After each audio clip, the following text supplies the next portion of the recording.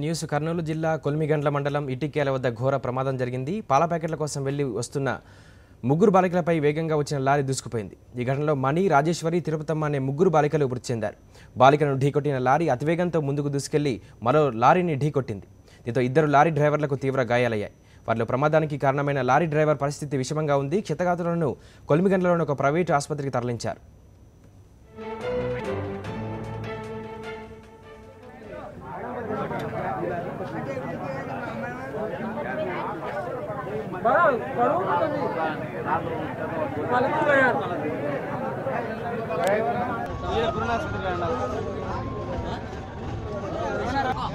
ఇది ఇలా ఉంటే కర్నూలు జిల్లాలోనే మరో రోడ్డు ప్రమాదం జరిగింది. ఆగి ఉన్న ట్రాక్టర్ను అంబులెన్స్ ఢీకొనడంతో ఇద్దరు మృతి చెందారు. దీనికి సంబంధించి పూర్తి సమాచారాన్ని మా కరెస్పాండెంట్ లోకేష్ అడిగి తెలుసుకుందాం. లోకేష్, చెప్పండి, యాక్సిడెంట్ ఎలా జరిగింది, అక్కడ పరిస్థితి ఎలా ఉంది? నరేష్, కర్నూలు జిల్లాలో జాతీయ రహదారులు రక్తసిక్తమవుతున్నాయి.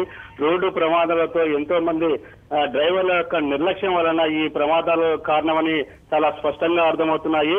కొల్మిగుండ్ల మండలంలో జరిగిన రోడ్డు ప్రమాదంలో ముగ్గురు చనిపోగా ఆలగడ్డ సమీపంలో అంబులెన్స్ నిల్చున్న ట్రాక్టర్ ను ఢీకొట్టడంతో అంబులెన్స్ డ్రైవర్ తో పాటు రోగి యొక్క అటెండెంట్ కూడా అక్కడికక్కడే చనిపోవడం జరిగింది.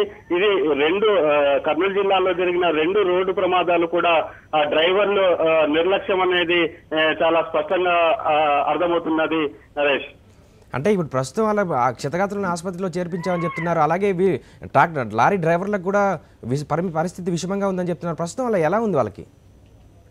పూర్తిగా ఈ రెండు రోడ్డు ప్రమాదాలు ఉదయం సమయంలో జరిగింది. కొల్మిగుండ్ల మండలం ఇటికాల వద్ద తాడిపత్రి నుండి కర్నూలు జిల్లా వైపు వస్తున్న లారీ డ్రైవరు నిద్రమత్తులో ఉండటం చేత ఈ ప్రమాదం చోటు చేసుకుంది. అయితే మొదట ముగ్గురు చిన్నారులపై లారీ